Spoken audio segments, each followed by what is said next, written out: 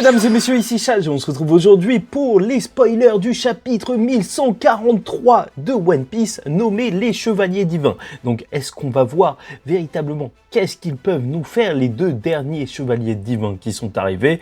Sûrement. Et je pense que ça va faire énormément de bruit parce que, bien sûr, Loki a été libéré, il a attaqué l'arbre d'Adam et en plus, là, il y a le kidnapping des enfants. Donc oui, ça promet, encore une fois, des informations à prendre avec des pincettes. Ce sont les spoilers dirigés par les intentions maléfiques des leakers s'ils veulent descendre un personnage. Donc n'hésitez pas à liker ou disliker la vidéo, commenter, donner votre avis en commentaire et vous abonner si vous n'êtes pas encore abonné.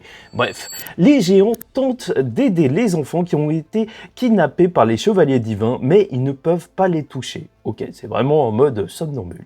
Somers a mangé le Iba Iba no Mi, fruit des épines. Ouais, comme quoi, en fait, son épée avec des épines et tout ce qui était autour de la rose, c'était vraiment un truc. Il faut vraiment s'arrêter sur le design des persos, hein, ça ne trompe pas. Lorsqu'une personne touche ses cibles, elles sont attaquées par des épines.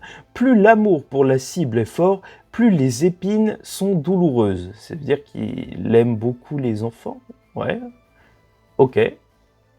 Les enfants qu'il est en train de kidnapper pour possiblement les tuer. Ok, ouais, c'est juste bizarre. Le fruit de Gillingham est le fruit du dragon modèle Killin. Il peut matérialiser des objets à partir des rêves des gens. Ok, ouais, non, en vrai, ça, c'est un pouvoir cheaté et complètement fou.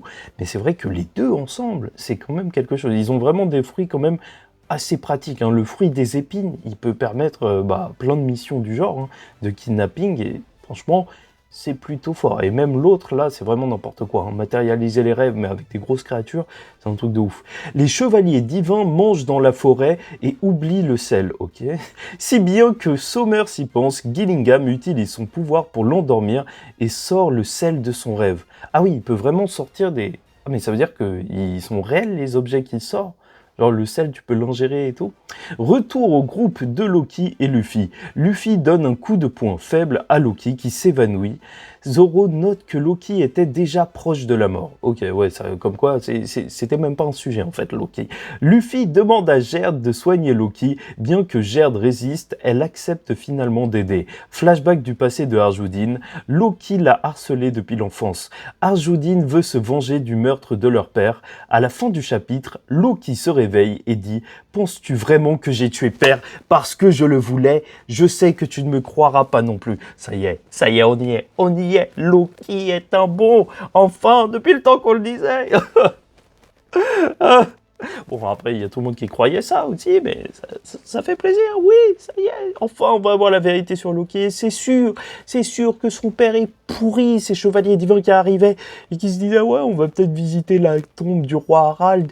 Ça sentait, ça puait cette histoire. Le roi Harald qui voulait que les géants soient pacifiques alors qu'ils sont en pleine guerre, alors qu'il y a le gouvernement qui veut les tuer. Bah oui, c'était quand même un petit peu bizarre pour un roi. Oui, ça avait l'air sympathique, mais quand même, c'était mystérieux avec Mother Caramel qui traînait là tranquillement alors qu'il y avait le roi Harald.